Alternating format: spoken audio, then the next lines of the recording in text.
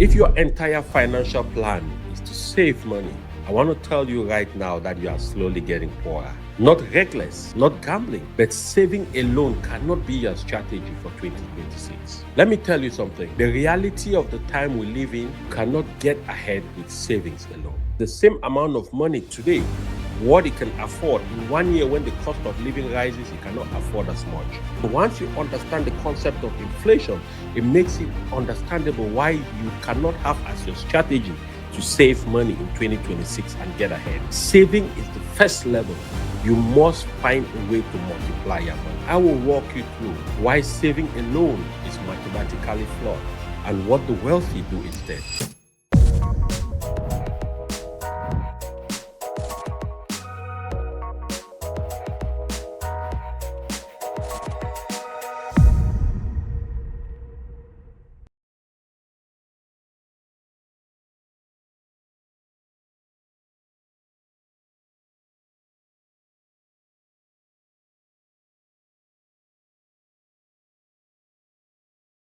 Hello, everybody. Happy Monday. Welcome again here to another episode of You Are Enough podcast. I'm your host here, Gustav B. Archu. We are in for a treat tonight. Let me ask you a very honest question. If your entire financial plan is to save money, I want to tell you right now that you are slowly getting poorer. Not reckless, not gambling, but saving alone cannot be your strategy for 2026. Tonight, I will walk you through why saving alone is mathematically flawed and what the wealthy do instead. Listen, let me tell you something. The reality of the time we live in, you cannot get ahead with savings alone. I understand the Federal Reserve talks about 3% in inflation, the government talks about 3%. The real inflation is 8%. And if you don't know what inflation basically is a mechanism by which the cost of living rises. So what that means is the same amount of money today, what it can afford in 1 year when the cost of living rises, it cannot afford as much. So you must understand, once you understand the concept of inflation, it makes it understandable why you cannot have as your strategy to save money in 2026 and get ahead.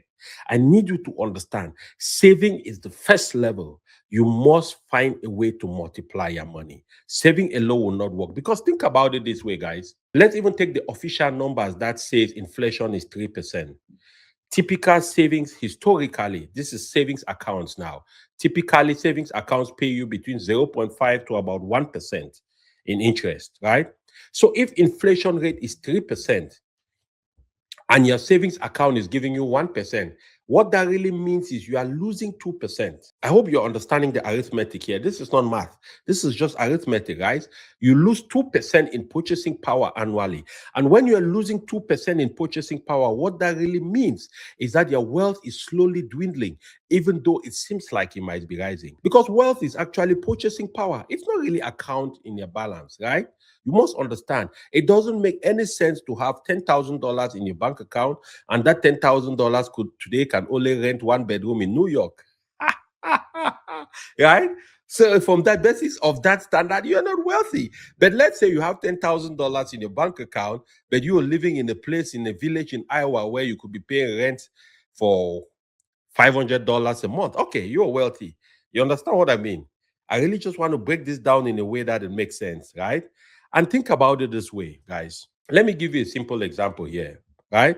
Let's take $100,000. Let's say you have $100,000 in your savings account and it's earning 1% in interest on the savings account, right? So that's about $1,000 a year. So if you run that $100,000 for 20 years, which means you leave it in that account for 20 years at 1%, at the 21st year, you're going to have $122,000. So the interest that 100,000 has generated over 20 years is just 22,000 at 1%. But remember, in those 20 years, the real purchasing power has shifted. I can guarantee you that in those 20 years, the real purchasing power is more than 22,000. So even though that money has generated 22,000 in growth by interest rate, the purchasing power makes that amount not enough. But now, you are really not losing dollars, but you are losing the ability to buy the same things you used to be able to buy, but this time you need more money to do that. Think about it for a second. When was the last time you really had a salary increase at the same rate as inflation? I want you to be honest with yourself. When was the last time you really had a salary increase where your boss called you in the office and said, hey, you know what? We are going to increase your salary. A lot of times it might be 1%, maybe 0.25. I remember when I came to America, started working as a nursing assistant, we were always looking forward to that 0.1, 0.25% raise for 25 cents, 75 cents. Right? It felt like a big deal. It felt like something massive was happening to our lives. But think about it. When is the last time you really had a raise? Remember, if inflation is growing at 2.5 to 3% a year, technically your salary has to be increasing by more than that for you to be in a positive state. If it's increasing only by 3% a year, you are basically increasing at the speed of inflation. So if it is increasing by 5%, it means you are 2% ahead. Now, when you understand that, you realize why you see as the years go by, if your salary is not changing, it seems like you are getting poorer because you are actually getting poorer, right? And I understand why most of us, especially first, second generation immigrants, right? Why we get caught up in this trap. And I don't want you to feel bad about it because they say ignorance is no excuse, of course, but acknowledgement of ignorance is the beginning of wisdom.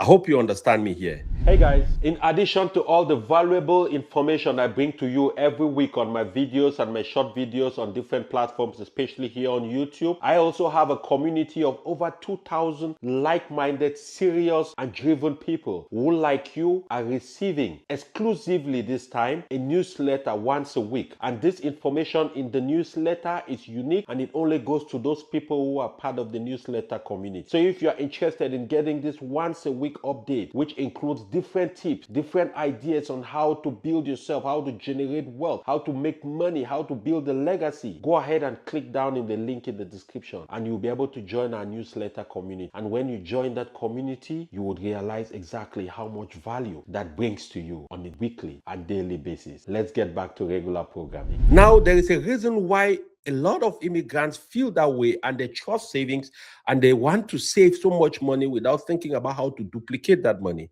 The first thing is that savings feel safe. It sure does. It feels like, my money is in a safe place. It's not going nowhere. I'm not investing it in the stock market. I'm not investing it in something that is risky. So it feels safe.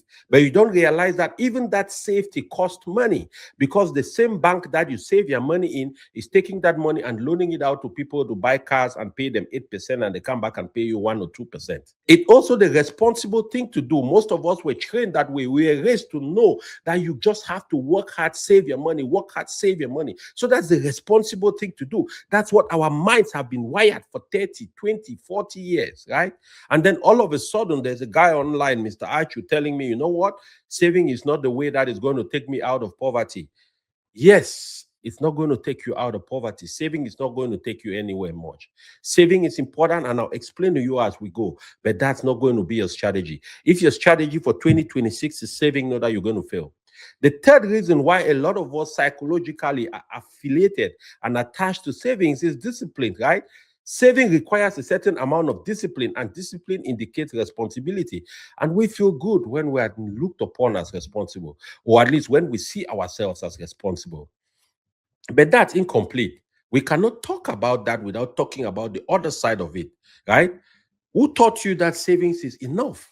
Most of us were taught by our own parents because we saw them save. We saw them playing jangis. We saw them play. And for those who don't understand, jangi is also called susu in parts of South of West Africa. And in different communities, they have the same thing. In the Chinese community, in the Indian community, jangi is like a club, right? A multitude of people come together. They put money together and they give one person every month to use it for something. But the reality of the matter is, if you're the person getting that money first, you are at an advantage because you are getting an interest-free loan. But the person who gets that money at the end of the row, let's say 1 year later, you've basically been contributing money that is depreciating in value over time. That's why I tell a lot of people who come to me for coaching, I say, unless you want the social aspects of belonging to groups like that, or maybe it's a group that puts money together and then they charge a certain interest when they loan it out to people. Otherwise, your money is not really making money. Your money is actually losing value. You have to be careful, right? But these are things we were taught by our parents. For most of us who are immigrants, they taught us you have to be frugal, you have to save your money, which is a good thing, but they didn't teach us that next level. Another very important psychological aspect that recognizes and explains why. It's also the immigrant survival mindset. When immigrants travel, especially coming to countries like America, it takes a while for that mind to relinquish the grip that survivor has on the mind, because the mind hasn't started recognizing that there's a possibility for abundance, that where we come from might have necessitated survival, but where you are in right now, there is possibility for growth, there is possibility for advancement, there is possibility to certainly for you to become more by increasing your skills, by increasing your earning power, by increasing a business you are doing, and all these different things. So that survival mindset to kind of sets like a grip sometimes, right? First thing we want to do is to save, save, save, and you don't think outside of how to duplicate that. Yes, we're taught to survive, but most of us were never really taught to own anything, right? Saving in our minds and in our subconscious means protection. When I'm saving, I am protected. It means if something happens, I should be fine. But you have to understand investing is about multiplication. Both are needed, but most overprotect and under multiply. Because think about the math this way. Just take an average S&P 500 index fund that grows at 10% a year, right? Inflation is at 3%. So what that really means is, if let's say you invest $10,000 in an S&P 500 fund, it grows by 10%. Inflation is 3%. So you are netting 7%, right? Because the money grows by 10%, inflation eats out another 3%, at least you're still 7% ahead. So that spread of 7% over decades changes everything, guys. Structure creates that gap, not effort. I want you to understand me. Structure is what closes that gap. It's not effort. That's where the difference lies between somebody who is an ultra saver and somebody who saves for the necessities and then multiplies their money through investment. It's not about effort yet. It's about a structure, a system. Now, think about it for a second. I want to give you a realistic example. And if you're listening to me, note this. Let's say two people, you have Johnny, you have Eddie, or you have Johnny, you have Monica. They both have $500 every month. Johnny is a saver. He saves his $500 at 1% in his interest in his savings account. And Monica is investing her $500 at 8%. You know what happens after 20 years? Johnny wakes up after 20 years of saving $500 at 1%. He has $132,000 in his account. Then Monica, on the other hand, who've been investing her $500 at 8%, has $295,000, close to $300,000 in her account. That's 2 times what Johnny has. What is the difference? The difference in that case hasn't been the effort, because both of them were doing the same thing. They were using the same amount, but they were using a different structure. That's what I want to talk to you about today.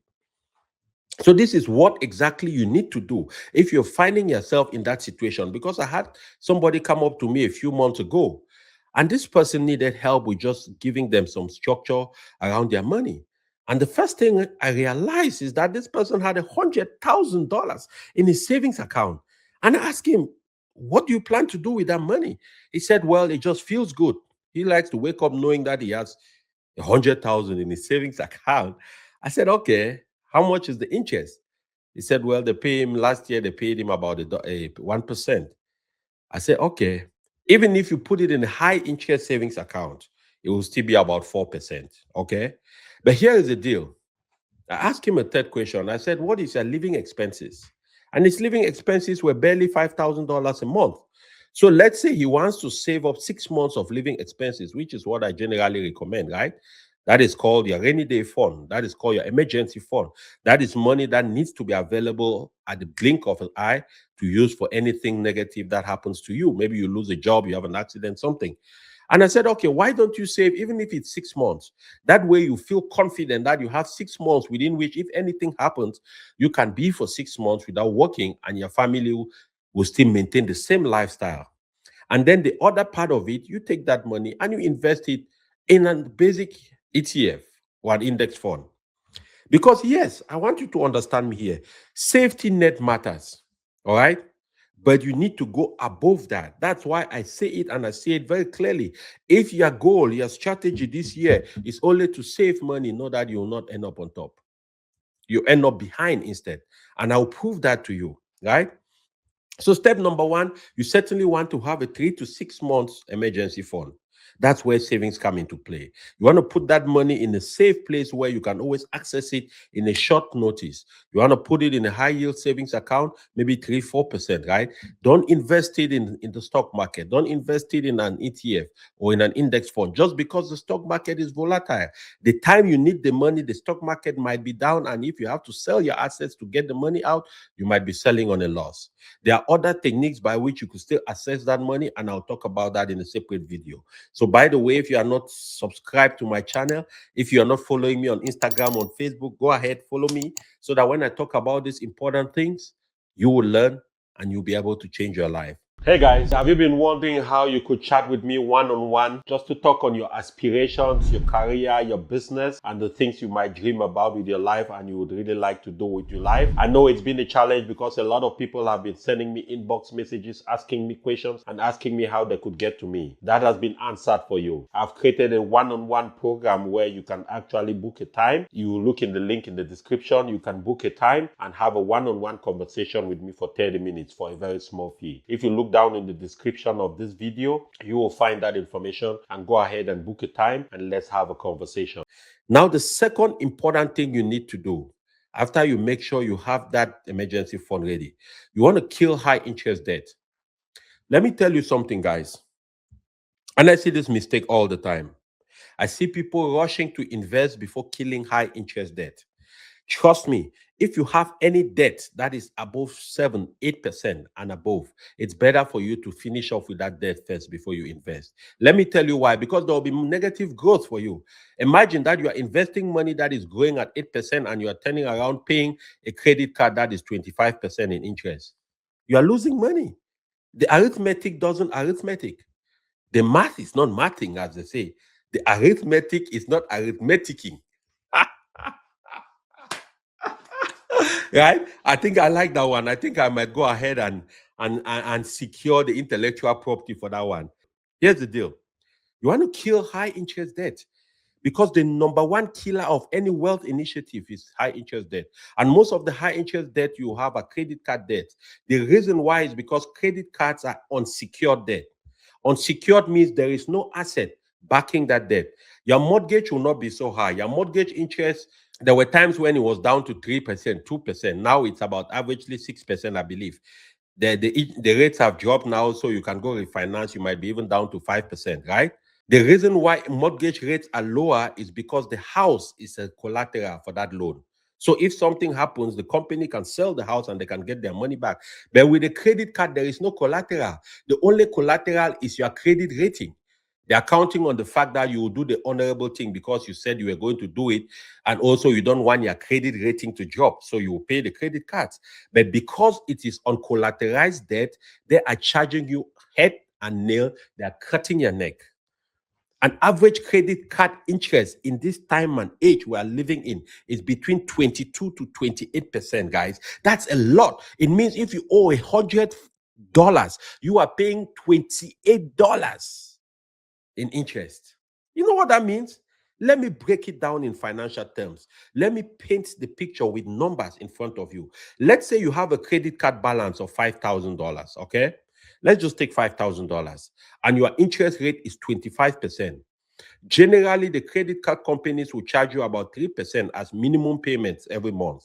In this case, you will be paying $150 a month as minimum payment. That sounds manageable, right? At least it's not too bad. You have a 5,000 credit card balance, you're paying $150 a month. But listen here, guys, let us go closer. Take a look at that. Just walk a little closer to those numbers. Let's see what happens. So here is your monthly reality. You are paying $150 monthly minimum payment on that 5,000 credit card debt, which has a 25% interest rate. What it really means is that of that $150 you pay every month, only $104 of that amount goes towards $104 of that amount just goes to pay only the interest. I need you to understand me here, guys. The only amount that goes to pay the actual debt, which is the principal of that debt, is $46. I want that to sit in with you for a minute. I want you to understand, isn't that modern day slavery? Isn't that modern day slavery? And let me tell you something, debt is not a bad thing. Once you understand the concept of debt and leverage, you can know how to manage these things. There are times in my life where I've taken my credit card debt and instead refinanced it with a cheaper interest debt called a personal loan. So I take a credit card debt for 25%, I go refinance it with a personal loan for 7% or 6%. You understand what I mean? In that case, I no longer pay 25% in interest. I am paying 6%. Now, even though I still carry the balance, but the cost of that money is not as high. When I'm making a payment on that balance, a big chunk of the money goes towards the principal. Because in this case, I am giving you 25% interest rate on this $5,000 card. You are paying $150 in minimum in payments. $104 of that amount goes towards interest, and only $46 goes towards the debt itself. So what that really means is that you worked, you sacrificed, you sent in $150, and only 46 of those $150 is working towards your freedom from that chain of the debt. The bank kept the rest as the cost of giving you that debt. Guys, that's why I say high interest debt, especially credit card debt, is the number one wealth killer. It's not even how hard you work. It's not even your income. It's high interest debt. Trust me. Because here is the long-term trap. If you only make minimum payments on that $5,000, it is going to take you 5 years to clear that balance. And you know how much you would have paid in those 5 years? You would have paid a total of $8,700. So you have paid $3,700 in interest alone for a $5,000 loan. So you've paid about 74% of the value of that loan in interest. Think about it. So you borrowed $5,000 and you paid back $9,000, up close to $9,000. That's not convenience, guys. That's negative compounding. That is actually, you might think you are running. Think about it. It's like you are on a treadmill, but you are running the other way, right? You think you are running, but you are instead going backwards. That's what it really means. That's why once you understand the stuff, it makes a difference. Because I want you to think about it now. Let's contrast that with a situation where, imagine that $150 a month you're paying to the credit card company, you were instead investing that in an index fund at 10%. Over those same 5 years, you will have $11,600 as balance in that account. But you know how much you would have invested? You would have just invested 150 a month, which times 1 year is 1,500, is 1,800, right? Times 5 years is only 1,800, 5,800 times 540. That's what? That's about 9,000. So you would have invested about $9,000, but you would have gained about $2,700 in growth for that same money. So I want you to understand this thing, guys. Same amount of money, different paths. One of them, you pay $3,700 to the bank. The other path, you make $3,700 in growth in your investment portfolio. Your money grows. Same payments, same $150 you pay a month, just a completely different direction. That's why I tell you, this money game, it doesn't start first with the money. It starts with this thing. That's why I focus a lot on changing your money identity, on teaching you how to think about money first, on teaching your emotion, how to handle the emotions of money, on teaching you how to rewire your minds and walk away from some of the things we have been conditioned by the way we were raised, by the messages we were told, by the messages we were informed about how money works. Once you free yourself from that understanding, you rewire your understanding of money, you change your emotional blueprint. Everything else changes about money. Remember, money is just a conduit, it's a lubricant, right? That's really what it is. You just use it to better your life, to do different things, to buy freedom, to buy experiences and things like that. But if you don't understand this mindset around how it works, it becomes a problem. And it's not complex. Why it is complex now is because most of you watching me are in your 30s, in your 40s, and some of you 50s or 60s. And you've thought about things in one way most of your life. And now you have to think about it another way. So it becomes a little bit challenging. because your mind is trying to change the way it thinks. That's why, guys, it might sound repetitive, but let me tell you something. The only way you change mentally and emotionally is to hear the contrary message over and over until it becomes second nature to you. I know that because this is what I do.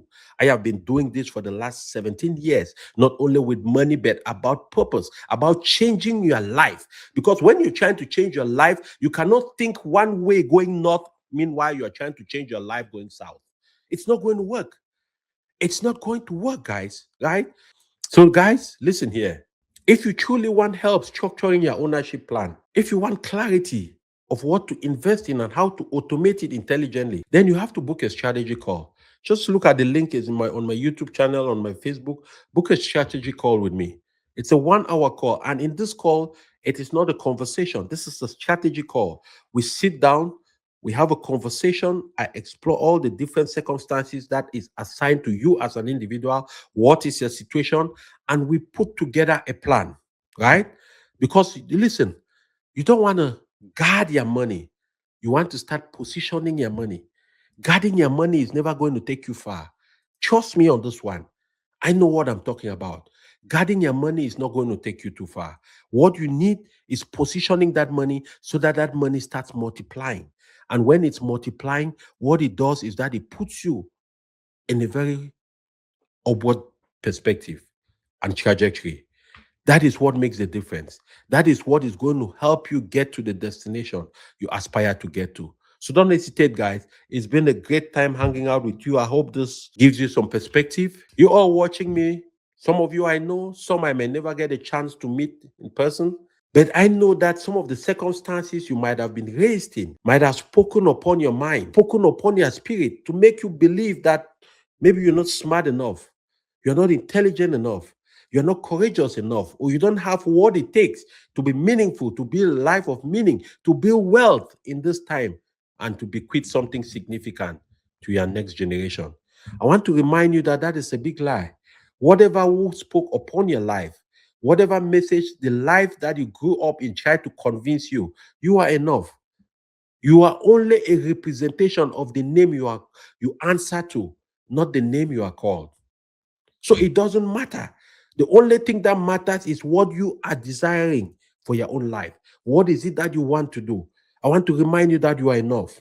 So go out there, be well, be blessed, and by all means, never stop being a blessing to somebody. Bye for now.